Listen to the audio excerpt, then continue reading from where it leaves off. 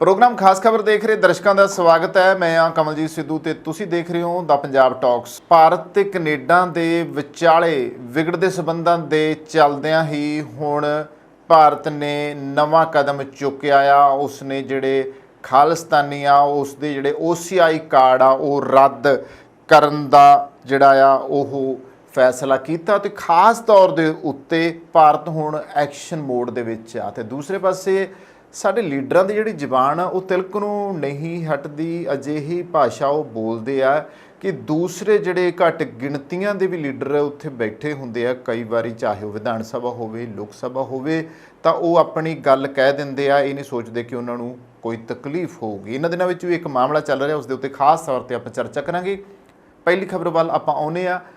ਖਾਲਿਸਤਾਨ ਤੇ ਖਾਲਿਸਤਾਨ ਇੰਨਾ ਕੁ ਹਊਆ ਵੱਡਾ ਬਣਿਆ ਹੋਇਆ ਆ। ਵੈਸੇ ਤਾਂ ਚਰੋਕਣੀ ਮੰਗ ਸੀਗੀ ਇਸ ਮੁਲਕ ਦੇ ਵਿੱਚ ਕਿ ਸਿੱਖਾਂ ਨੂੰ ਵੀ ਉਹਨਾਂ ਦਾ ਮੁਲਕ ਮਿਲਣਾ ਚਾਹੀਦਾ ਸੀਗਾ, ਔਰ ਜਿਨ੍ਹਾਂ ਲੋਕਾਂ ਨੇ ਇਸ ਮੁੱਦੇ ਨੂੰ ਚੁੱਕਿਆ ਉਹਨਾਂ ਨੂੰ ਇਸ ਮੁਲਕ ਵਿੱਚ ਅੱਤਵਾਦੀ, ਖਾਲਿਸਤਾਨੀ, ਵੱਖਵਾਦੀ, ਆਤੰਕਵਾਦੀ, ਦਹਿਸ਼ਤਗਰਦ, ਪਤਾ ਨਹੀਂ ਕੀ ਲਕਬ ਹੁਣ ਤੱਕ ਦਿੱਤੇ ਗਏ ਆ। ਭਾਰਤ ਸਰਕਾਰ ਦੇ ਵੱਲੋਂ ਹੁਣ ਫੈਸਲਾ ਇਹ ਕੀਤਾ ਗਿਆ ਆ ਕਿ ਕੈਨੇਡਾ ਤੇ ਭਾਰਤ ਦੇ ਵਿਚਾਲੇ ਜਿਹੜੇ ਸਬੰਧ ਵਿਗੜੇ ਆ ਉਹਨਾਂ ਤੋਂ ਬਾਅਦ ਹੁਣ ਉਹਨਾਂ ਨੇ ਇੱਕ ਸੂਚੀ ਜਾਰੀ ਕੀਤੀ ਆ ਜਿਸ ਦੇ ਵਿੱਚ ਕੁਝ ਖਾਲਿਸਤਾਨ ਦੇ ਸਮਰਥਕ ਲੋਕਾਂ ਦਾ ਨਾਂ ਆ ਜਿਨ੍ਹਾਂ ਨੂੰ ਭਾਰਤ ਸਰਕਾਰ ਦੇ ਨਜ਼ਰੀਏ ਨਾਲ ਦੇਖਿਆ ਜਾਵੇ ਤਾਂ ਉਹਨਾਂ ਨੂੰ ਖਾਲਿਸਤਾਨੀ, ਵੱਖਵਾਦੀ, ਅੱਤਵਾਦੀ ਕਿਹਾ ਜਾਂਦਾ ਆ। ਤਾਂ ਇਹਨਾਂ ਦਿਨਾਂ ਦੇ ਵਿੱਚ ਹਰਦੀਪ ਸਿੰਘ ਨਿੱਜਰ ਦੇ ਕਤਲ ਲਈ ਭਾਰਤ ਨੂੰ ਜ਼ਿੰਮੇਵਾਰ ਠਹਿਰਾਉਣ ਤੋਂ ਬਾਅਦ ਕੈਨੇਡਾ ਦੇ PM ਬੈਕ ਫੁੱਟ ਤੇ ਨੇ। ਭਾਰਤ ਨਾਲ ਇਸ ਦੇ ਸਬੰਧ ਹੁਣ ਤੱਕ ਦੇ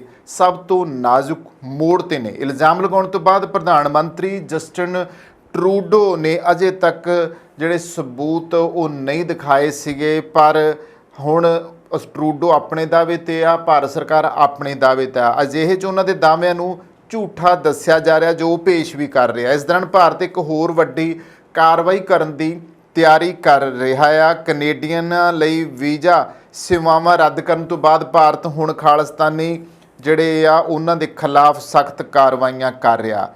ਮੀਡੀਆ ਰਿਪੋਰਟਾਂ ਦੇ ਮੁਤਾਬਕ ਭਾਰਤ ਹੁਣ ਕੈਨੇਡਾ, UK ਅਤੇ ਅਮਰੀਕਾ ਦੇ ਖਾਲਿਸਤਾਨੀਆਂ ਦੇ OCI ਕਾਰਡ ਰੱਦ ਕਰੂਗਾ ਜੋ ਵਿਦੇਸ਼ਾਂ ਵਿੱਚ ਰਹਿ ਕੇ ਭਾਰਤ ਵਿਰੋਧੀ ਮੁਹਿੰਮ ਚਲਾ ਰਹੇ ਨੇ ਤੇ ਭਾਰਤੀ ਸੰਸਥਾਵਾਂ ਨੂੰ ਨੁਕਸਾਨ ਪਹੁੰਚਾ ਰਹੇ ਨੇ। ਵਿਦੇਸ਼ਾਂ 'ਚ ਭਾਰਤੀ ਸੰਸਥਾਵਾਂ, ਕੌਂਸਲੇਟਾਂ ਅਤੇ ਦੂਤ ਘਰਾਂ ਤੇ ਹਮਲਿਆਂ ਤੋਂ ਬਾਅਦ ਭਾਰਤ ਪ੍ਰਦਰਸ਼ਨਕਾਰੀਆਂ ਦੇ ਪਾਸਪੋਰਟ ਰੱਦ ਕਰ ਸਕਦਾ ਆ। ਉਹਨਾਂ ਦਾ overseas citizen of India card, ਇਸ ਨੂੰ ਹੀ OCI ਕਹਿੰਦੇ ਆ।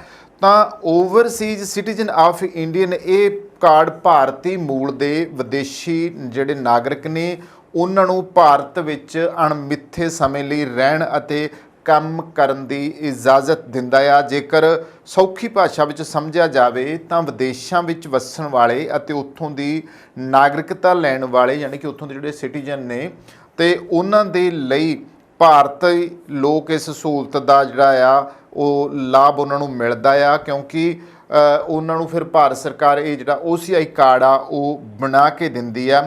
ਭਾਰਤ ਵਿੱਚ ਨਹੀਂ, ਦੁਨੀਆ ਦੇ ਕਈ ਦੇਸ਼ਾਂ ਵਿੱਚ ਅਜਿਹੀ ਦੋਹਰੀ ਨਾਗਰਿਕਤਾ ਲੈਣ ਦੇ ਨਿਯਮ ਨੇ।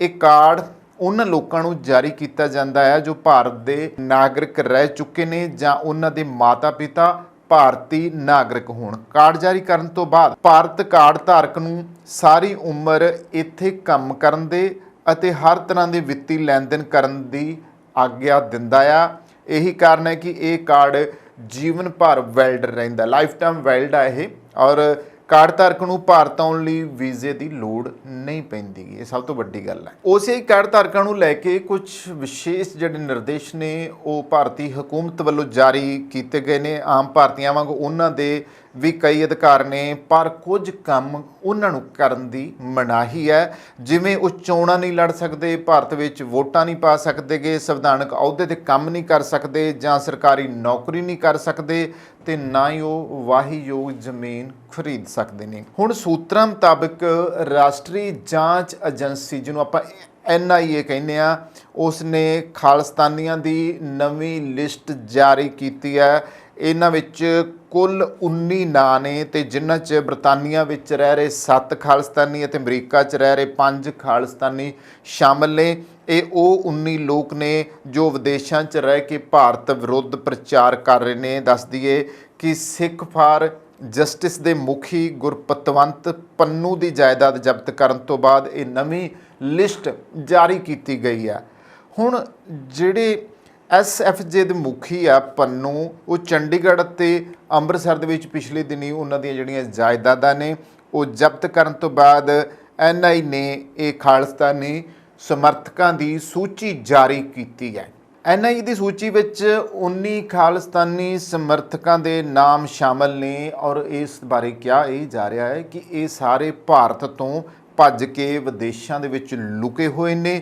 ਉਹ ਦੇਸ਼ ਵਿਰੁੱਧ ਸਾਜ਼ਿਸ਼ਾਂ ਰਚਦੇ ਰਹਿੰਦੇ ਨੇ। ਇਹਨਾਂ ਸਾਰੇ ਵਿਅਕਤੀਆਂ ਦੀਆਂ ਜਾਇਦਾਦਾਂ ਕੁਰਕ ਕਰਨ ਦੀਆਂ ਤਿਆਰੀਆਂ ਚੱਲ ਰਹੀਆਂ ਨੇ ਔਰ ਸਾਰੇ ਖਾਲਿਸਤਾਨੀ ਸਮਰਥਕ ਜਿਨ੍ਹਾਂ ਦੇ ਨਾਂ ਇਸ ਸੂਚੀ ਵਿੱਚ ਦਰਜ ਨੇ ਕੈਨੇਡਾ, ਅਮਰੀਕਾ, UK, ਆਸਟ੍ਰੇਲੀਆ ਅਤੇ ਦੁਬਈ ਵਰਗੇ ਦੇਸ਼ਾਂ ਵਿੱਚ ਬੈਠ ਕੇ ਪਾਰਟ ਤੀਸਰਾ ਭਾਰਤ ਦੇ ਖਿਲਾਫ ਸਾਜ਼ਿਸ਼ ਘੜਦੇ ਨੇ। ਇੰਨਾ ਹੀ ਨਹੀਂ, ਇਹਨਾਂ ਸਾਰੇ ਲੋਕਾਂ ਦੇ ਨਾਮ ਭਾਰਤ 'ਚ ਭਗੌੜਿਆਂ ਦੀ ਸੂਚੀ ਵਿੱਚ ਦਰਜ ਨੇ। ਇਸ ਸੂਚੀ ਵਿੱਚ ਸਭ ਤੋਂ ਪਹਿਲਾਂ ਨਾਮ ਜੀ ਪਰਮਜੀਤ ਸਿੰਘ ਪੰਮਾ ਦਾ ਆ, ਕੁਲਵੰਤ ਮੁਠੱਡੇ ਦਾ ਆ, ਸੁਖਪਾਲ ਸਿੰਘ ਦਾ, ਸਰਬਜੀਤ ਬਨੂੜ ਹੈ, ਕੁਲਵੰਤ ਹੈ, ਗੁਰਪ੍ਰੀਤ ਸਿੰਘ ਹੈ, ਹਰਜਾਪ ਹੈ, ਹਰਪ੍ਰੀਤ ਸਿੰਘ ਹੈ, ਰਣਜੀਤ ਨੀਟਾ ਆ, ਗੁਰਮੀਤ ਸਿੰਘ ਹੈ, ਜਸਮੀਤ ਸਿੰਘ ਹਕੀਮ ਜ਼ਾਦਾ ਆ, ਗੁਰਜੰਟ ਸਿੰਘ ਢਿੱਲੋਂ ਆ, ਲਖਬੀਰ ਸਿੰਘ ਰੋਡੇ ਆ, ਅਮਰਦੀਪ ਸਿੰਘ ਪੁਰੇਵਾਲ ਹੈ, ਜਤਿੰਦਰ ਸਿੰਘ ਗਰੇਵਾਲ ਹੈ, DS ਹਿੰਮਤ ਸਿੰਘ ਹੈ ਅਤੇ ਵਧਾਵਾ ਸਿੰਘ ਬੱਬਰ ਅਤੇ J ਧਾਲੀਵਾਲ ਦੇ ਨਾਮ ਸ਼ਾਮਲ ਹੈ। ਇਹ ਵਧਾਵਾ ਸਿੰਘ ਨੂੰ ਉਹਨਾਂ ਨੇ ਬੱਬਰ ਦਾ ਚਾਚਾ ਕਿਹਾ ਆ ਔਰ ਬੜੀ ਹੈਰਾਨੀ ਦੀ ਗੱਲ ਆ, ਬੱਬਰ ਦਾ ਚਾਚਾ ਹੈ ਨਾ, ਬੱਬਰ ਚਾਚਾ ਕਹਿ ਕੇ ਉਹਨੂੰ ਸੰਬੋਧਨ ਕਰ ਰਿਹਾ।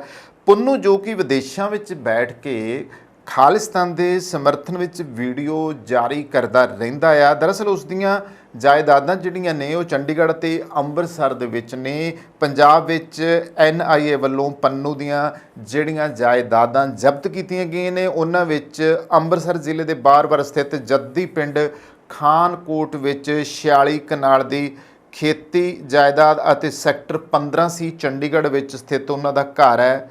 ਜ਼ਬਤ ਕਰਨ ਦਾ ਮਤਲਬ ਹੁਣ ਇਹ ਹੈ ਕਿ ਪੰਨੂ ਦਾ ਜਾਇਦਾਦ ਉੱਤੇ ਹੱਕ ਖਤਮ ਹੋ ਗਿਆ ਅਤੇ ਇਹ ਜਾਇਦਾਦ ਹੁਣ ਸਰਕਾਰ ਦੀ ਹੈ। ਤਾਂ ਦੂਸਰੇ ਪਾਸੇ ਇੱਕ ਜਿਹੜੇ ਨਿੱਜਰ ਦਾ ਕਤਲ ਹੋਇਆ ਆ ਕੈਨੇਡਾ ਦੇ ਵਿੱਚ, ਉਹਦੇ ਬਾਰੇ ਇੱਕ ਖੁਲਾਸਾ ਹੋਇਆ ਆ। ਅਤੇ ਖੁਲਾਸਾ ਜੋ ਹੋਇਆ ਅਮਰੀਕਾ ਨੇ ਖੁਲਾਸਾ ਜੋ ਹੋਇਆ ਆ ਅਮਰੀਕਾ ਨੇ ਕੈਨੇਡਾ ਨਾਲ ਖੁਫੀਆ ਜਾਣਕਾਰੀ ਸਾਂਝੀ ਕੀਤੀ ਹੈ। ਇਹ ਖਬਰ ਆ ਰਹੀ ਹੈ ਨਿਊਯਾਰਕ ਟਾਈਮਜ਼ ਦੀ ਰਿਪੋਰਟ ਦਾ, ਮੈਂ ਇੱਥੇ ਹਵਾਲਾ ਦੇਣਾ ਚਾਹੂੰਗਾ। ਉਹਦੇ ਵਿੱਚ ਖੁਲਾਸਾ ਹੋਇਆ ਅਤੇ ਰਿਪੋਰਟ ਵਿੱਚ ਦੱਸਿਆ ਗਿਆ ਆ ਕਿ ਵੈਨਕੂਵਰ ਇਲਾਕੇ ਵਿੱਚ ਖਾਲਿਸਤਾਨੀ ਨੇਤਾ ਦੇ ਕਤਲ ਤੋਂ ਬਾਅਦ ਅਮਰੀਕੀ ਖੁਫੀਆ ਏਜੰਸੀ ਨੇ ਕੈਨੇਡਾ ਨੂੰ ਸੂਚਨਾ ਭੇਜੀ ਹੈ, ਪਰ ਕੈਨੇਡਾ ਨੇ ਭਾਰਤ ਖਿਲਾਫ ਖੁਫੀਆ ਜਾਣਕਾਰੀ ਨੂੰ ਕੈਨੇਡਾ ਨੇ ਭਾਰਤ ਖਿਲਾਫ ਖੁਫੀਆ ਜਾਣਕਾਰੀ ਨੂੰ ਅੰਤ ਵਿੱਚ ਵਰਤਿਆ ਅਤੇ ਇਸ ਆਧਾਰ ਉੱਤੇ ਹੀ ਭਾਰਤ 'ਤੇ ਕਤਲ ਦੀ ਸਾਜ਼ਿਸ਼ ਰਚਨ ਦਾ ਦੋਸ਼ ਲਗਾਇਆ ਗਿਆ ਆ। ਵੈਸੇ ਅਸੀਂ ਹੁਣ ਤੱਕ ਸਾਡੀਆਂ ਬਾਲੀਵੁੱਡ ਟਾਈਪ ਦੀਆਂ ਫਿਲਮਾਂ 'ਚ ਦੇਖਦੇ ਆਏ ਹਾਂ ਕਿ ਇੱਕ ਮੁਲਕ ਦੇ ਸੂਈਆ ਏਜੰਸੀਆਂ ਦੂਸਰੇ ਮੁਲਕ ਦੇ ਵਿੱਚ ਜਾ ਕੇ ਕਿਸ ਤਰੀਕੇ ਨਾਲ ਆਪਣੇ ਹੀ ਮੁਲਕ ਦੇ ਵਿਰੋਧੀਆਂ ਨੂੰ ਮਾਰਦੀਆਂ ਨੇ। ਔਰ ਸਾਡੀਆਂ ਬਹੁਤ ਸਾਰੀਆਂ ਫਿਲਮਾਂ ਦੇ ਵਿੱਚ ਤੇ ਖਾਸ ਤੌਰ 'ਤੇ ਦਿਖਾਇਆ ਗਿਆ ਆ ਕਿ ਜਿਸ ਤਰੀਕੇ ਨਾਲ ਭਾਰਤ ਦੇ ਦੁਸ਼ਮਣ ਜਿਹੜੇ ਵਿਦੇਸ਼ਾਂ 'ਚ ਲੁਕੇ ਹੁੰਦੇ ਆ ਉਹਨਾਂ ਨੂੰ ਕਿਸ ਤਰੀਕੇ ਫਿਰ ਸਾਡਾ ਇੱਕ ਹੀਰੋ ਜਾਂਦਾ ਆ ਜਾਂ ਫਿਰ ਸੂਈ ਏਜੰਸੀਆਂ ਦਾ ਉਹ ਵੱਡਾ ਬਣ ਕੇ ਜਾਂਦਾ ਜਾਂ ਫਿਰ ਪੂਰੀ ਜਿਹੜੀ ਸਰਕਾਰਾਂ ਮਦਦ ਕਰਦੀਆਂ ਨੇ ਫਿਰ ਉੱਥੇ ਜਾ ਕੇ ਉਹ ਉਹਨਾਂ ਲੋਕਾਂ ਨੂੰ ਜਿਹੜੇ ਕਿ ਉਹਨਾਂ ਦੇ ਮੁਲਕ ਦੇ ਵਿਰੋਧ ਵਿੱਚ ਹੁੰਦੇ ਆ ਫਿਰ ਉਹ ਉਹਨਾਂ ਕੋਲੋਂ ਬਦਲੇ ਲੈਂਦਾ ਅਤੇ ਉਹਨਾਂ ਨੂੰ ਖਤਮ ਕਰਦਾ ਅਤੇ ਉਹ ਫਿਰ ਹੀਰੋ ਉਹਦੀ ਫਿਲਮ ਹੋ ਨਿਬੜਦੀ ਆ। ਰੀਲ ਦੇ ਵਿੱਚ ਪੂਰੇ ਤਮਾਮ ਦੁਨੀਆ ਦੇ ਮੁਲਕਾਂ ਦੀ ਗੱਲ ਕੀਤੀ ਜਾਵੇ ਤਾਂ ਇਹਨਾਂ ਮੁਲਕਾਂ ਦੇ ਵਿੱਚ ਇਹੀ ਕੁਛ ਹੋ ਰਿਹਾ ਆ। ਇੱਕ ਮੁਲਕ ਦੂਸਰੇ ਮੁਲਕ ਦੇ ਵਿੱਚ ਆਪਣੇ ਸੂਈਏ ਸਦੀਆਂ ਤੋਂ ਹੀ ਛੱਡਦਾ ਆ ਰਿਹਾ ਕਿਸੇ ਨਾ ਕਿਸੇ ਰੂਪ ਦੇ ਵਿੱਚ। ਇਸੇ ਤਰ੍ਹਾਂ ਰਾਜੇ ਮਹਾਰਾਜਿਆਂ ਦੀਆਂ ਫੌਜਾਂ ਵਿੱਚ ਵੀ ਇਸੇ ਤਰ੍ਹਾਂ ਸੂਈਏ ਛੱਡੇ ਜਾਂਦੇ ਸੀਗੇ। ਔਰ ਜਿਵੇਂ ਕਿ ਮਹਾਰਾਜਾ ਰਣਜੀਤ ਸਿੰਘ ਦੇ ਰਾਜਕਾਲ ਦੇ ਵਿੱਚ ਡੋਗਰੇ ਜਿਹੜੇ ਸੀਗੇ ਉਹ ਇੱਕ ਤਰ੍ਹਾਂ ਦੇ ਸੂਈਏ ਸੀ, ਅੰਗਰੇਜ਼ਾਂ ਦੇ ਨਾਲ ਰਲੇ ਸੀ ਔਰ ਖਾਲਸਾ ਰਾਜ ਨੂੰ ਤਬਾਹ ਕਰਨ ਦੇ ਵਿੱਚ ਉਹਨਾਂ ਦਾ ਵੱਡਾ ਯੋਗਦਾਨ ਰਿਹਾ ਆ।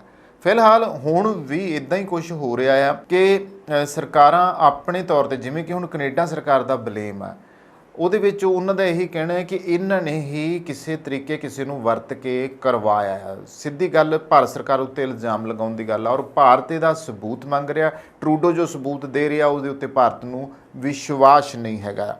ਤਾਂ ਰਿਪੋਰਟ ਵਿੱਚ ਦਾਅਵਾ ਕੀ ਕੀਤਾ ਗਿਆ ਆ ਕਿ ਕੈਨੇਡਾ 'ਚ ਭਾਰਤੀ ਡਿਪਲੋਮੈਂਟਾਂ ਦੀ ਗੱਲਬਾਤ ਨੂੰ ਇੰਟਰਸੈਪਟ ਕੀਤਾ ਗਿਆ ਹੈ। ਇਹ ਜਾਣਕਾਰੀ ਨੂੰ ਕੈਨੇਡਾ ਭੇਜਿਆ ਗਿਆ। ਇਸ ਦੇ ਆਧਾਰ ਦੇ ਉੱਪਰ ਹੀ ਭਾਰਤ ਉੱਪਰ ਦੋਸ਼ ਲਗਾਏ ਗਏ ਨੇ। ਉਧਰ ਭਾਰਤ ਸਰਕਾਰ ਦੇ ਸੂਤਰਾਂ ਨੇ ਦਾਅਵਾ ਕੀਤਾ ਆ ਕਿ ਉਹਨਾਂ ਨਾਲ ਕੋਈ ਸਬੂਤ ਸਾਂਝਾ ਨਹੀਂ ਕੀਤਾ ਗਿਆ, ਨਾ ਹੀ ਕੋਈ ਜਾਣਕਾਰੀ ਦਿੱਤੀ ਗਈ ਹੈ। ਜਦੋਂ ਕਿ ਕੈਨੇਡੀਅਨ ਪ੍ਰਧਾਨ ਮੰਤਰੀ ਨੇ ਦਾਅਵਾ ਕੀਤਾ ਹੈ ਕਿ ਉਹਨਾਂ ਨੇ ਹਫ਼ਤਾ ਪਹਿਲਾਂ ਭਾਰਤ ਨਾਲ ਜਾਣਕਾਰੀ ਸਾਂਝੀ ਕੀਤੀ ਸੀ। ਇਸ ਦੇ ਨਾਲ ਹੀ ਭਾਰਤ ਸਰਕਾਰ ਦੇ ਸੂਤਰਾਂ ਨੇ ਨਿਊਯਾਰਕ ਟਾਈਮਜ਼ ਦੀ ਰਿਪੋਰਟ ਨੂੰ ਲੈ ਕੇ ਕਿਹਾ ਹੈ ਕਿ ਉਹ ਲਿਖਣਾ ਚਾਹੁੰਦੇ ਨੇ ਤੇ ਉਹਨਾਂ ਨੂੰ ਲਿਖਣ ਦਿਓ। ਹੁਣ ਇੱਥੇ ਤੁਸੀਂ ਸਾਰੇ ਜਾਣਦੇ ਹੋ ਕਿ ਹਰਦੀਪ ਸਿੰਘ ਨਿੱਜਰ ਦੇ ਕਤਲ ਦੇ ਵਿੱਚ ਭਾਰਤੀ ਏਜੰਟਾਂ ਦੀ ਸ਼ਮੂਲੀਅਤ ਦਾ ਇਲਜ਼ਾਮ ਕੈਨੇਡਾ ਨੇ ਭਾਰਤ ਸਰਕਾਰ ਤੇ ਲਾਇਆ ਸੀ ਤੇ ਇਸ ਤੋਂ ਬਾਅਦ ਕੈਨੇਡਾ ਨੇ ਭਾਰਤੀ ਡਿਪਲੋਮੈਟ ਪਵਨ ਕੁਮਾਰ ਰਾਏ ਨੂੰ ਵਾਪਸ ਭਾਰਤ ਭੇਜ ਦਿੱਤਾ ਸੀ ਤੇ ਇਹੀ ਕਾਰਵਾਈ ਫਿਰ ਕੈਨੇਡਾ ਨੇ ਵੀ ਬਦਲੇ 'ਚ ਕੀਤੀ ਆ। ਉਹਨਾਂ ਨੇ ਵੀ ਉਹਨਾਂ ਦਾ ਬੰਦਾ ਭੇਜ ਦਿੱਤਾ।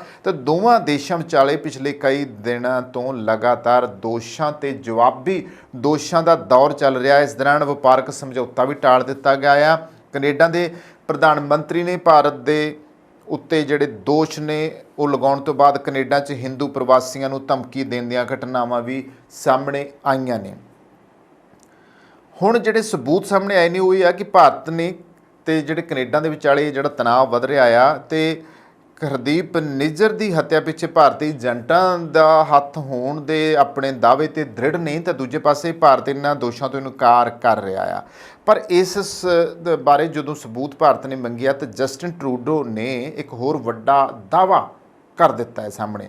ਟਰੂਡੋ ਨੇ ਕਿਹਾ ਕਿ ਕੈਨੇਡਾ ਨੇ ਕਈ ਹਫ਼ਤੇ ਪਹਿਲਾਂ ਹੀ ਹਰਦੀਪ ਸਿੰਘ ਨਿੱਜਰ ਦੀ ਹੱਤਿਆ ਵਿੱਚ ਭਾਰਤੀ ਏਜੰਟਾਂ ਦੀ ਸ਼ਮੂਲੀਅਤ ਬਾਰੇ ਭਰੋਸੇਯੋਗ ਇਲਜ਼ਾਮਾਂ ਦੇ ਸਬੂਤ ਭਾਰਤ ਨਾਲ ਸਾਂਝੇ ਕਰ ਦਿੱਤੇ ਨੇ ਔਰ ਉਹਨਾਂ ਕਿਹਾ ਕਿ ਉਹ ਚਾਹੁੰਦੇ ਨੇ ਕਿ ਭਾਰਤ ਕੈਨੇਡਾ ਨਾਲ ਇਸ ਗੰਭੀਰ ਮਾਮਲੇ ਤੇ ਸਹਿਯੋਗ ਕਰੇ। ਟਰੂਡੋ ਨੇ ਕੈਨੇਡਾ ਦੇ ਦੌਰੇ ਤੇ ਆਏ ਯੂਕਰੇਨ ਦੇ ਰਾਸ਼ਟਰਪਤੀ ਵਲੋਦੀਮੀਰ ਜ਼ੈਲੈਂਸਕੀ ਨਾਲ ਪ੍ਰੈਸ ਕਾਨਫਰੰਸ ਵਿੱਚ ਕਿਹਾ ਕਿ ਮੈਂ ਸਿਰਫ ਇਹ ਕਹਿਣਾ ਚਾਹੁੰਦਾ ਹਾਂ ਕਿ ਅਸੀਂ ਉਹਨਾਂ ਦੋਸ਼ਾਂ ਨੂੰ ਭਾਰਤ ਨਾਲ ਸਾਂਝਾ ਕਰ ਚੁੱਕੇ ਹਾਂ ਤੇ ਕੈਨੇਡਾ ਨੇ ਇਸ ਬਾਰੇ ਆਪਣੇ ਭਾਈਵਾਲਾਂ ਦੇ ਨਾਲ ਚਰਚਾ ਕੀਤੀ ਹੈ। ਦੱਸ ਦਈਏ ਕਿ ਬ੍ਰਿਟਿਸ਼ ਕੋਲੰਬੀਆ ਵਿੱਚ 18 ਜੂਨ ਨੂੰ ਆਪਣੇ ਦੇਸ਼ ਦੀ ਧਰਤੀ ਉੱਤੇ ਨਿੱਜਰ ਦੀ ਹੱਤਿਆ ਵਿੱਚ ਭਾਰਤੀ ਏਜੰਟਾਂ ਦੀ ਸੰਭਾਵੀ ਸ਼ਮੂਲੀਅਤ ਤੇ ਟਰੂਡੋ ਦੇ ਦੋਸ਼ਾਂ ਤੋਂ ਬਾਅਦ ਇਸ ਹਫ਼ਤੇ ਦੇ ਸ਼ੁਰੂ ਵਿੱਚ ਭਾਰਤ ਦੇ ਕੈਨੇਡਾ ਦਰਮਿਆਨ ਜਿਹੜਾ ਤਣਾਅ ਆ ਉਹ ਵੱਧ ਗਿਆ ਸੀ। G20 ਸੰਮੇਲਨ ਤੋਂ ਬਾਅਦ ਇਹ ਕਾਰਵਾਈਆਂ ਹੋ ਰਹੀਆਂ ਨੇ। ਪਾਰਟ 5ਵਾਂ ਤਾਂ ਭਾਰਤ ਨੇ 2020 ਵਿੱਚ ਨਿੱਜਰ ਨੂੰ ਅੱਤਵਾਦੀ ਵਜੋਂ ਨਾਮਜ਼ਦ ਕੀਤਾ ਸੀ। ਉਸ ਤੋਂ ਬਾਅਦ ਉਹਦੇ ਉੱਤੇ ਠੱਪਾ ਲੱਗਣਾ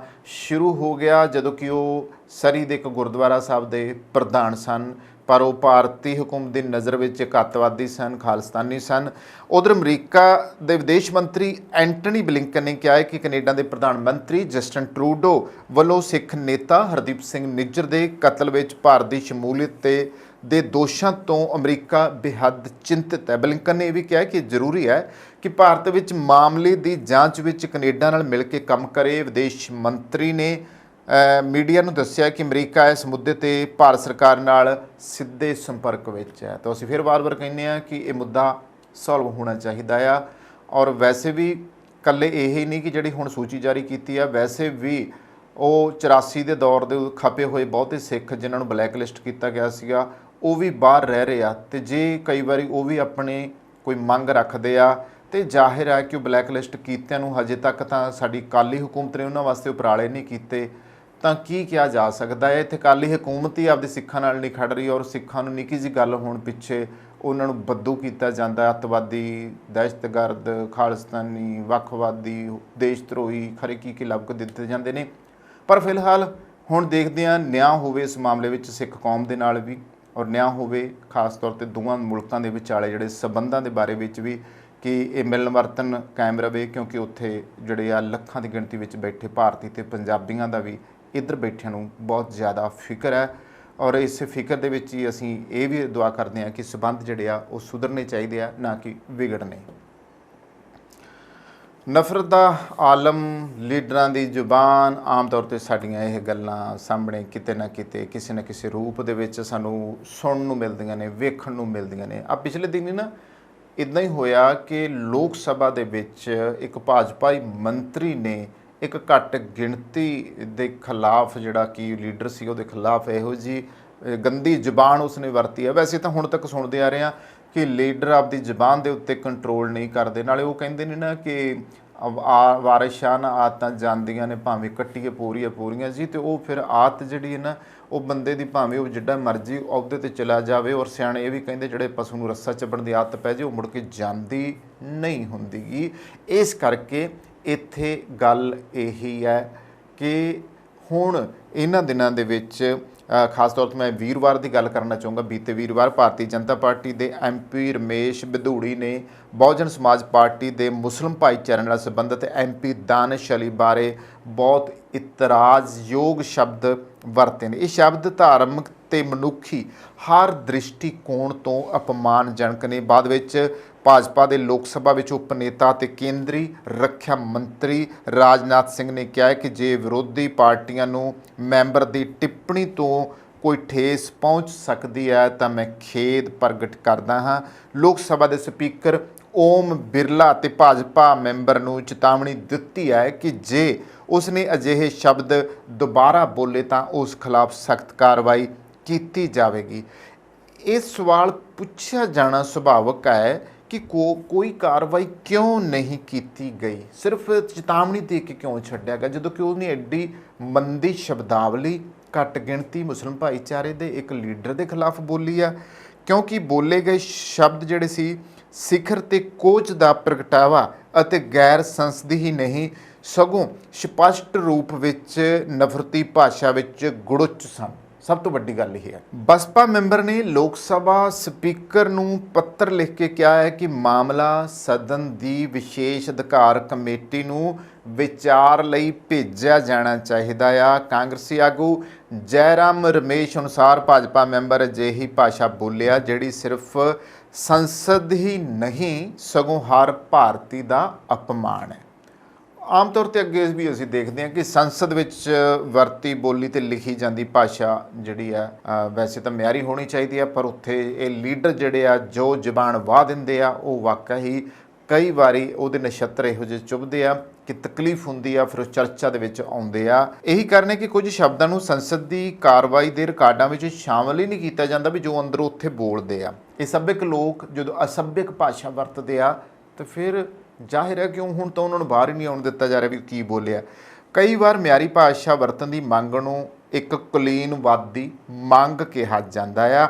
ਇਹ ਦਲੀਲ ਗਲਤ ਹੈ ਕਿ ਸੰਸਦ ਹੀ ਨਹੀਂ ਸਗੋਂ ਵਿਚਾਰ ਵਟਾਂਦਰੇ ਦੇ ਹਰ ਮੰਚ 'ਤੇ ਵਿਚਾਰ ਪ੍ਰਗਟਾਉਣ ਵਾਲੀ ਭਾਸ਼ਾ ਮਿਆਰੀ ਤੇ ਸੱਭਿਅਕ ਹੋਣੀ ਚਾਹੀਦੀ ਹੈ। ਜਿਹੜੀ ਗੱਲਬਾਤ ਵਾਲੀ ਲੋਕ ਭਾਸ਼ਾ ਵਿੱਚ ਆਪਣਾ ਜਿਹੜਾ ਸੁਹਜ ਹੁੰਦਾ ਆ, ਜਿਹੜਾ ਸਹਿਜ ਹੁੰਦਾ ਆ, ਜਿਹੜਾ ਵਿਵੇਕ ਹੁੰਦਾ ਆ, ਜਿਹੜਾ ਸੱਜਰਾਪਣ ਹੁੰਦਾ ਆ, ਉਹ ਖਰਵੀ ਹੋ ਸਕਦੀ ਹੈ ਪਰ ਕਿਸੇ ਨੂੰ ਠੇਸ ਪਹੁੰਚਾਉਣ ਵਾਲੀ ਨਹੀਂ ਹੋ ਸਕਦੀ। ਵੈਸੇ ਸਾਨੂੰ ਪੰਜਾਬੀਆਂ ਨੂੰ ਕਹਿੰਦੇ ਵੀ ਅਸੀਂ ਅੱਖੜ ਹੁੰਦੇ ਹਾਂ ਕਈ ਮਾਮਲਿਆਂ 'ਚ, ਅਸੀਂ ਜ਼ਬਾਨ ਸਿੱਧੀ ਜਿਹੜੀ ਆ ਉਹ ਵਾਹ ਦਿੰਦੇ ਹਾਂ, ਪਰ ਉਹਦੇ 'ਚ ਇਹਦਾ ਮਤਲਬ ਐ ਨਹੀਂ ਹੁੰਦਾ ਗਾ ਵੀ ਕਿਸੇ ਨੂੰ ਠੇਸ ਪਹੁੰਚਾਈ ਜਾਵੇ, ਕਿਉਂਕਿ ਕਈ ਵਾਰੀ ਲਹਿਜਾ ਇੱਦਾਂ ਦਾ ਹੁੰਦਾ। ਪਰ ਉੱਥੇ ਤਾਂ ਹੁਣ ਗੱਲ ਹੀ ਠੇਸ ਪਹੁੰਚਾਉਣ ਵਾਲੀ ਕੀਤੀ ਆ। ਅਤੇ ਕਿਸੇ ਵੀ ਪੱਧਰ 'ਤੇ ਵਿਚਾਰ ਵਟਾਂਦਰੇ ਦੀ ਭਾਸ਼ਾ ਨਾ ਤਾਂ ਗਾਲਾਂ ਕੱਢਣ ਵਾਲੀ ਹੋ ਸਕਦੀ ਹੈ, ਨਾ ਹੀ ਉਸ ਵਿੱਚ ਅਜਿਹੇ ਸ਼ਬਦ ਵਰਤੇ ਜਾ ਸਕਦੇ ਆ ਜੋ ਕਿਸੇ ਜਾਤ, ਫਿਰਕੇ, ਰੰਗ, ਨਸਲ ਲਈ ਅਪਮਾਨਜਨਕ ਹੋਣ।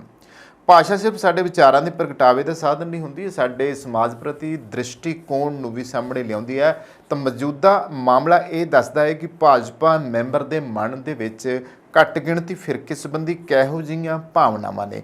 ਭਾਸ਼ਾ ਸਾਡੇ ਵਿਚਾਰਾਂ ਨੂੰ ਪ੍ਰਗਟਾਉਣ ਦੀ ਵਾਹਕ ਹੀ ਨਹੀਂ ਗੀ, ਸਗੋਂ ਇਹ ਸਾਡੇ ਵਿਚਾਰਾਂ ਨੂੰ ਸਿਰਜਣ ਸਵਰਨ ਦਾ ਸਾਧਨ ਵੀ ਬਣਦੀ ਹੈ। ਇੱਥੇ ਵੀ ਧਿਆਨਯੋਗ ਹੈ ਕਿ ਜਿੱਥੇ ਬੋਲੀ ਸਾਡੇ ਵਿਚਾਰਾਂ ਨੂੰ ਸਜੀਲੀ ਅਤੇ ਸਕਾਰਾਤਮਕ ਨੁਹਾਰ ਦਿੰਦੀ ਹੈ ਨਾ, ਉੱਥੇ ਇਹ ਅਚੇਤ ਸੁਚੇਤ ਵਿੱਚ ਉਹਨਾਂ ਵਿੱਚ ਵਿਗਾੜ ਦਾ ਕਾਰਨ ਵੀ ਬਣ ਸਕਦੀ ਹੈ, ਕਿਉਂਕਿ ਸਮਾਜਿਕ ਮਾਨਸਿਕਤਾ ਵਿੱਚ ਜਿਹੜੇ ਛੁਪੇ ਤੁਅੱਸਬ ਅਛੋਪਲੇ ਹੀ ਭਾਸ਼ਾ ਦੇ ਵਿੱਚ ਦਾਖਲ ਹੋ ਜਾਂਦੇ ਨੇ। ਭਾਸ਼ਾ ਸਮਾਜ 'ਚ ਪੈਦਾ ਹੁੰਦੀ ਹੈ ਅਤੇ ਸਮਾਜ ਦਾ ਸੁਹਜ ਅਤੇ ਕੋਝ ਦੋਵੇਂ ਇਸ ਦਾ ਹਿੱਸਾ ਬਣ ਜਾਂਦੇ ਨੇ। ਮਨੁੱਖ ਦਾ ਕੰਮ ਸੁਹਜ ਨੂੰ ਵਧਾਉਣਾ ਹੈ ਅਤੇ ਕੋਹਜ ਨੂੰ ਛਾਂਗਣਾ ਹੈ। ਹੁਣ ਇੱਥੇ ਇਸ ਭੁਲੇਖੇ ਵਿੱਚ ਤਾਂ ਨਹੀਂ ਰਹਿਣਾ ਚਾਹੀਦਾ ਕਿ ਬੋਲੀ ਨਿਰਪੱਖ ਹੈ। ਬੋਲੀ ਸਮਾਜਿਕ ਪੈਦਾਵਾਰ ਹੋਣ ਦੇ ਨਾਤੇ ਸਮਾਜਿਕ ਸਮਝ ਵਿੱਚ ਪਣਪੇ ਤੁਅੱਸਬਾਂ, ਪੱਖਪਾਤ ਅਤੇ ਤਰਫਦਾਰੀ ਰਵੱਈਏ ਨੂੰ ਆਪਣੇ ਆਪ ਵਿੱਚ ਸਮੋਈ ਬੈਠੀ ਹੁੰਦੀ ਆ। ਜੋ ਸ਼ਬਦ ਵਿਧੂੜੀ ਨੇ ਬੋਲੇ ਆ ਉਹ ਭਾਸ਼ਾ ਦਾ ਹਿੱਸਾ ਤੇ ਸਮਾਜਿਕ ਪੈਦਾਵਾਰ ਨੇ, ਸਮਾਜ ਦੇ ਚੇਤਨ ਤੇ ਅਵਚੇਤਨ ਦੇ ਵਿਕਾਸ ਦਾ ਹਿੱਸਾ ਨੇ। ਬੋਲੀ ਦਾ ਖਾਸਾ ਸਮਾਜਿਕ ਤੇ ਇਤਿਹਾਸਕ ਹੈ। ਇਹ ਕਿਤੇ ਵੀ ਉੱਪਰੋਂ ਵਰਸੋਈ ਹੋਈ ਚੀਜ਼ ਨਹੀਂ ਹੈ। ਸਾਡੀਆਂ ਭਾਸ਼ਾਵਾਂ ਵਿੱਚ ਔਰਤ ਵਿਰੋਧੀ, ਨਸਲਵਾਦੀ, ਰੰਗ ਦੇ ਪੱਖੋਂ ਤਵੱਸਬ ਤੇ ਜਾਤੀਵਾਦੀ ਜਿਹੜਾ ਰਵੱਈਆ ਆ ਨਾ ਉਹ ਸਮੋਇਆ ਹੋਇਆ ਕਿ ਬਹੁਤ ਵਾਰ ਇਹ ਕੁਦਰਤੀ ਲੱਗਦਾ ਵੀ ਚਲ ਕੋਈ ਨਹੀਂ ਕਹਿਤੀ ਗੱਲ ਹੈ ਨਾ, ਇਹ ਆਮ ਸਾਡੀ ਫਿਤਰਤ ਹੈ। ਉਦਾਹਰਨ ਦੇ ਤੌਰ ਤੇ ਬੜੇ ਮਿੱਠੇਪਨ ਨਾਲ ਕਹੇ ਬੋਲੇ ਗਏ ਪੰਜਾਬੀ ਦੇ ਇਹਨਾਂ ਲੋਕ ਬੋਲਾਂ ਵਿੱਚ ਔਰਤ ਵਿਰੋਧੀ ਸੰਸਕਾਰ ਲੋਪ ਰੂਪ ਵਿੱਚ ਹਾਜ਼ਰ ਨੇ। ਜਿਵੇਂ ਪੁੱਤਰਾਂ ਬਾਝ ਨਾ ਸੋਹੰਦੀਆਂ ਮਾਵਾਂ, ਭਾਵੇਂ ਲੱਖ ਦੌਲਤਾਂ ਭਰੀਆਂ ਹੋਣ, ਦੁੱਧ ਪੁੱਤ ਖਸਮ ਘਰ ਤੇਰੇ, ਤੂੰ ਰੱਬ ਤੋਂ ਕੀ ਮੰਗਦੀ।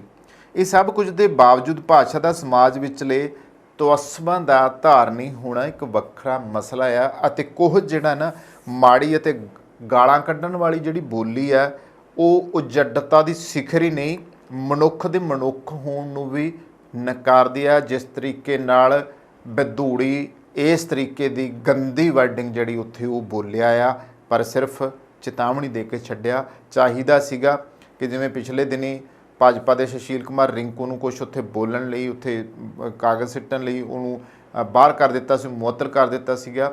ਤਾਂ ਕੀ ਦੋਹਰੀ ਨੀਤੀ ਭਾਜਪਾ ਅਪਣਾ ਰਹੀ ਹੈ ਕਿ ਇਸ ਨੂੰ ਬਾਹਰ ਨਹੀਂ ਕੀਤਾ ਜਾ ਸਕਦਾ ਸੀਗਾ? ਭਾਜਪਾ ਹੀ ਦੇ ਮੰਤਰੀ ਸੀਗਾ, ਪਰ ਹੈਰਾਨੀ ਦੀ ਗੱਲ ਹੈ ਨਾ, ਡਾਢੇ ਦਾ ਸੱਤੀ ਵੀ ਸੋ ਜੋ ਮਰਜ਼ੀ ਉਹ ਬੋਲ ਲਵੇ, ਇੱਦਾਂ ਹੀ ਉਹ ਬੋਲਿਆ। ਤੇ ਇਹ ਉਜੱਡ ਕੁਝ ਨਫ਼ਰਤ ਭਰੇ ਤੇ ਦਿਲ ਦਿਖਾਉਣ ਵਾਲੇ ਸ਼ਬਦ ਕਿੱਥੋਂ ਉਪਜਦੇ ਨੇ? ਇਹ ਕਿਹੜੇ ਸਮਾਜਿਕ ਕਾਰਖਾਨਿਆਂ ਦੀ ਪੈਦਾਵਾਰ ਨੇ? ਇੱਥੇ ਮੈਂ ਗੱਲ ਕਰੂੰ। ਫਰਾਂਸੀਸੀ ਵਿਦਵਾਨ ਅਲਤਿਊਸਰ ਨੇ ਸਾਨੂੰ ਦੱਸਿਆ ਸੀ ਕਿ ਸਮਾਜਿਕ ਵਿਚਾਰ ਤੇ ਸਮਝ, ਵਿਚਾਰਧਾਰਕ ਸੱਤਾ ਸੰਸਥਾਵਾਂ ਜਿਵੇਂ ਘਰ ਪਰਿਵਾਰ ਹੋ ਗਿਆ, ਧਾਰਮਿਕ ਹੋ ਗਏ, ਵਿੱਦਿਅਕ ਤੇ ਕਾਨੂੰਨੀ ਅਦਾਰੇ ਹੋ ਗਏ ਅਤੇ ਹੋਰ ਸੱਤਾ ਸੰਸਥਾਵਾਂ ਦੇ ਵਿੱਚ ਪੈਦਾ ਹੁੰਦੀ ਹੈ। ਸਮਾਜ ਵਿੱਚ ਮੌਜੂਦਾ ਕੱਟੜਪੰਥੀ ਸੰਸਥਾਵਾਂ ਜਿਹੜੀਆਂ ਨੇ ਅਜਿਹੇ ਵਿਚਾਰਾਂ ਅਤੇ ਭਾਸ਼ਾ ਨੂੰ ਇੱਕਸਾਰ ਕਰਨ ਦੇ ਵਿੱਚ ਵੱਡੀ ਭੂਮਿਕਾ ਅਦਾ ਕਰਦੀਆਂ ਨੇ। ਕੱਟੜਪੰਥੀ ਸੰਸਥਾਵਾਂ ਵਿੱਚ ਆਪਸੀ ਵਖਰੇਵਿਆਂ ਤੇ ਸਾਂਝਾਂ ਨੂੰ ਸਮਝਣ ਦਾ ਜਿਹੜਾ ਯਤਨ ਹੈ ਉਹ ਬਿਲਕੁਲ ਨਹੀਂ ਕੀਤਾ ਜਾਂਦਾ ਤੇ ਸਗੋਂ ਘਰ ਪਰਿਵਾਰ ਤੇ ਸਮਾਜਿਕ ਵਿਚਾਰ ਵਿੱਚੋਂ ਉਪਜੇ ਜਿਹੜੇ ਸਾਡੇ ਤਵੱਸਬ ਹੈ ਉਹਨਾਂ ਨੂੰ ਤਿੱਖਿਆਂ ਕਰਕੇ ਨਫ਼ਰਤ ਦੀ ਮੁਹਾਰਨੀ ਪੜ੍ਹਾਈ ਜਾਂਦੀ ਆ। ਨਫ਼ਰਤ ਫੈਲਾਉਣ ਨੂੰ ਕਾਰੋਬਾਰ ਬਣਾਇਆ ਜਾਂਦਾ ਤੇ ਭਾਸ਼ਾ ਇਸ ਕਾਰੋਬਾਰ ਦਾ ਵਾਹਕ ਬਣ ਜਾਂਦੀ ਹੈ, ਵਾਹਨ ਬਣ ਜਾਂਦੀ ਹੈ। ਇਹਨਾਂ ਵਰਤਾਰਿਆਂ ਦੀ ਸਿਖਰ ਭਾਸ਼ਾ ਨੂੰ ਭੜਕਾਊ, ਨਫ਼ਰਤੀ ਅਤੇ ਜ਼ਹਿਰੀਲੀ ਬਣਾ ਕੇ ਸੱਤਾ ਪ੍ਰਾਪਤੀ ਦੇ ਲਈ ਵਰਤਣਾ। ਵੈਸੇ ਤਾਂ ਤਾਕਤ ਸੱਤਾ ਸਮਾਜਿਕ ਵਿਹਾਰ ਦੀ ਹਰ ਪੱਧਰ ਉੱਤੇ, ਪਰ ਜਦੋਂ ਮੰਜ਼ਿਲ ਸਿਆਸੀ ਸੱਤਾ ਪ੍ਰਾਪਤੀ ਬਣ ਜਾਵੇ ਤਾਂ ਕੱਟੜਪੰਥੀ ਤਾਕਤਾਂ ਭਾਸ਼ਾ ਦੇ ਨਫ਼ਰਤੀ ਸੈਲਾਬ ਨਾਲ ਭਾਈਚਾਰਕ ਸਾਂਝ ਨੂੰ ਤੋੜਨ ਦੀ ਕੋਸ਼ਿਸ਼ ਕਰਦੀਆਂ ਨੇ ਤੇ ਬਹੁਤ ਵਾਰੀ ਕਾਮਯਾਬ ਵੀ ਹੁੰਦਾ ਹੈ। ਮੈਂ ਇੱਥੇ ਗੱਲ ਕਰਨਾ ਚਾਹੂੰਗਾ ਦੇਸ਼ ਦਾ ਇੱਕ ਟੀਵੀ ਚੈਨਲ ਜਿਸ ਨੂੰ ਕੁਝ ਸਮਾਂ ਪਹਿਲਾਂ ਇੱਕ ਵਿਵਾਦਗ੍ਰਸਤ ਕਾਰਪੋਰੇਟ ਘਰਾਣੇ ਨੇ ਖਰੀਦ ਲਿਆ ਸੀ, ਨੇ 2022 ਵਿੱਚ ਕੀਤੇ ਇੱਕ ਸਰਵੇਖਣ ਵਿੱਚ ਦੱਸਿਆ ਸੀ ਕਿ 2014 ਤੋਂ ਬਾਅਦ ਨਫ਼ਰਤੀ ਭਾਸ਼ਣ 1130% ਵਧੇ ਆ। ਇਹਨਾਂ ਨਫ਼ਰਤੀ ਭਾਸ਼ਣਾਂ ਦੇ ਵਿੱਚੋਂ 80% ਕੇਂਦਰ ਵਿੱਚ ਸੱਤਾਧਾਰੀ ਪਾਰਟੀ ਦੇ ਸਿਆਸਤਦਾਨਾਂ ਨੇ ਦਿੱਤੇ ਆ, ਯਾਨੀ ਭਾਜਪਾਈਆਂ ਨੇ ਦਿੱਤੇ ਆ। ਸਰਵੇਖਣ ਨੇ ਦੱਸਿਆ ਕਿ 2009 ਤੋਂ 2014 ਵਿਚਕਾਰ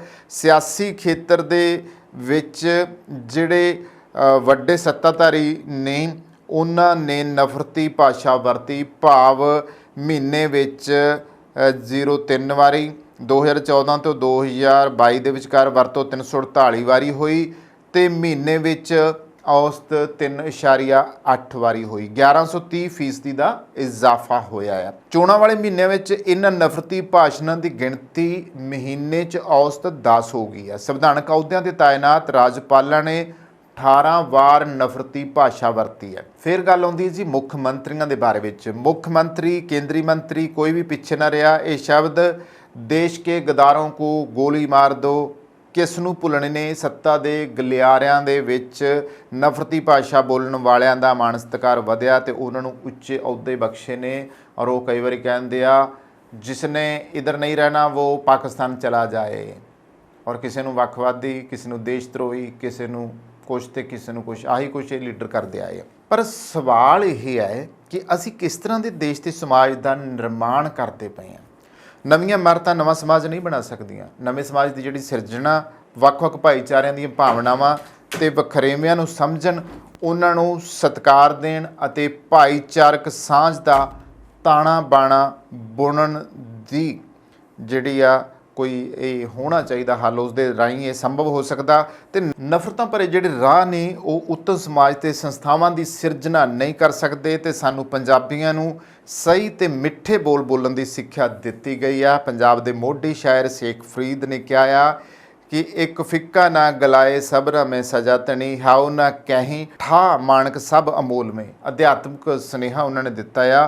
ਅਧਿਆਤਮਿਕ ਪੱਖ ਤੋਂ ਇਹ ਦਲੀਲ ਦਿੱਤੀ ਗਈ ਹੈ ਕਿ ਕਿਸੇ ਨਾਲ ਵੀ ਫਿੱਕਾ ਨਹੀਂ ਬੋਲਣਾ ਚਾਹੀਦਾ, ਕਿਉਂਕਿ ਸੱਚਾ ਪਰਮਾਤਮਾ ਸਭਨਾਂ ਵਿੱਚ ਵਸਦਾ ਆ, ਕਿਸੇ ਦਾ ਦਿਲ ਨਹੀਂ ਦਿਖਾਉਣਾ ਚਾਹੀਦਾ ਆ। ਔਰ ਗੁਰੂ ਨਾਨਕ ਸਾਹਿਬ ਨੇ ਤਾਂ ਵੱਡੀ ਗੱਲ ਕੀਤੀ ਸੀ ਨਾ ਕਿ ਮਿੱਠਤ ਨੀਵੀਂ ਨਾਨਕਾ ਗੁਣ ਚੰਗਿਆਈਆਂ ਤਤ। ਤਾਂ ਇਹ ਲਾਜ਼ਮ ਹੈ। ਔਰ ਇਸੇ ਤਰ੍ਹਾਂ ਹੀ ਬਾਬਾ ਬੁੱਲੇ ਸ਼ਾਹ ਦਾ ਮੈਂ ਇੱਥੇ ਜ਼ਿਕਰ ਕਰਨਾ ਚਾਹੂੰਗਾ ਕਿ ਇੱਕ ਲਾਜ਼ਮ ਬਾਤ ਅਦਬ ਦੀ ਹੈ ਕਿ ਅਦਬ ਨਾਲ ਜਿਹੜਾ ਵਿਹਾਰ ਕਰਨਾ ਹੀ ਮਨੁੱਖ ਹੋਣਾ ਆ। ਪਰ ਹੁਣ ਸਾਡੇ ਲੀਡਰਾਂ ਨੂੰ ਕੌਣ ਸਮਝਾਵੇ ਕਿ ਤੁਸੀਂ ਆਪਦੀ ਮਨੁੱਖਤਾ ਨੂੰ ਧੱਕਾ ਮਾਰ ਰਹੇ ਹੋ। ਸੋ ਇੱਥੇ ਕਰਦੇ ਹਾਂ ਸਮਾਪਤੀ। ਧੰਨਵਾਦ।